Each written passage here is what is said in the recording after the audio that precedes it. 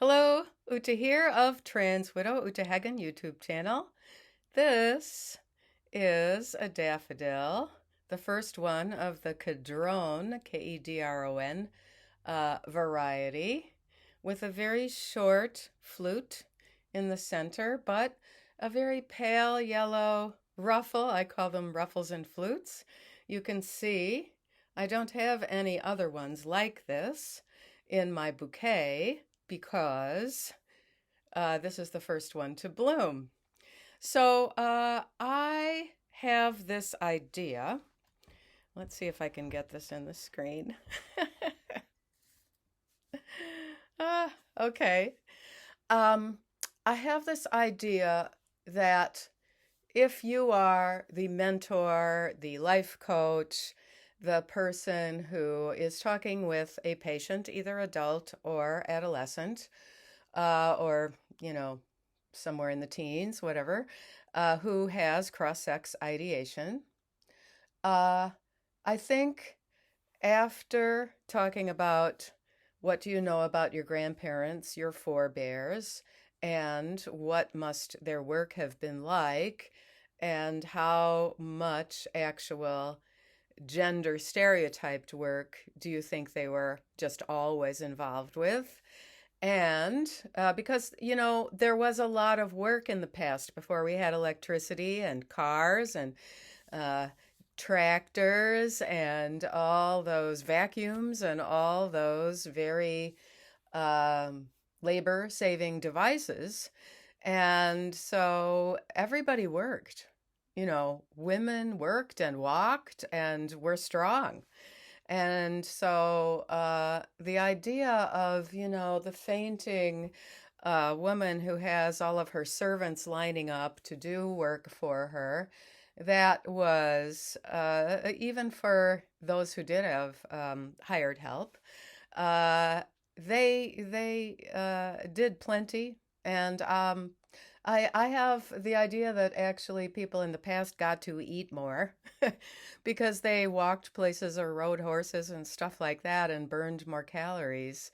But anyway, so the first concept I would talk about is the forebears, the ancestors, you know, uh, what kind of work did people have to do in the past, and how do we reflect some honesty, respect, and dignity and honor to those who came before us.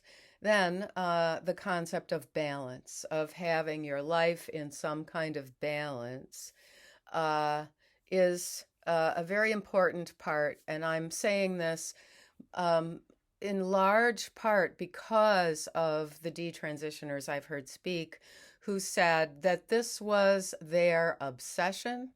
They went to the centers, the alphabet TQ centers. They got all involved in online time, and their life actually became very unbalanced, and they dropped all their hobbies and so on. So, uh, the past, ancestors, and then I think at some point, uh, the past, that is ancestors, and then number two, balance in how you spend your time, what do you think about, how much do you interact with people in your family versus people that you don't even know in person, and your friend groups. Um, and I really think that by the third discussion, indoctrination has to be brought up.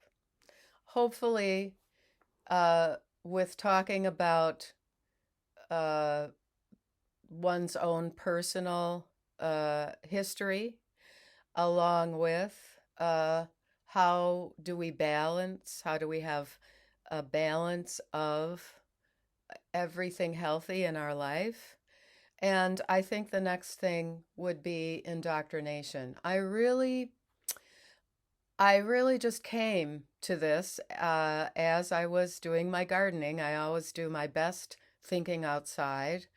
I was doing some transplanting and mulching and extending my one of my meadow beds and seeing, and a lot of weeding, always on my way, always, always. And I was thinking that number three topic would be uh, healthy routines or healthy habits, because it seems like a lot of these patients who come with cross-sex ideation are, for the adults, they're often consuming a lot of alcohol. There are many who report that they were addicted to some illegal drug at the same time as all this, and they weren't really being honest with the health professionals about what state of mind they're in during this decision-making process. Um, and that's the thing is the decision-making process about what you do with your life should be based on your realities, your interests, your abilities, and what you recognize as those areas you're a little bit soft or undereducated on. And I'm not quite sure how the indoctrination idea should be brought up, but I honestly believe that after talking about balance, the next thing to talk about is indoctrination. I really saw how the therapist indoctrinated the father of my children away from his own self. And in fact, the PhD psychologist, Dr. Connie, who, said in writing that she diagnosed him in the initial first appointment, she made the claim that he had to decide to do the surgeries and take the hormones and do all of that because of my so-called rejection of him. Whereas that's so dishonest. It's so utterly part of the indoctrination. And maybe the first segue into indoctrination is, are there people that are demonized?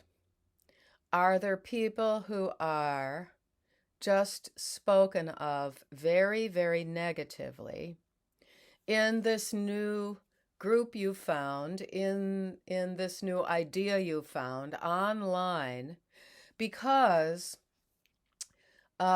sometimes people make decisions not towards something that's positive, but because they want to run away from something that is viewed negatively.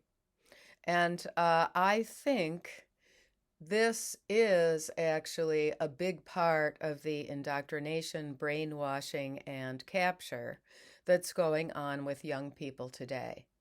And it's, the fact that people who have a very high degrees in education are accepting a very sketchy curricular structure or schema, such as the genderbread man or the gender unicorn, that tells us that this is really an uninformed, indoctrinative,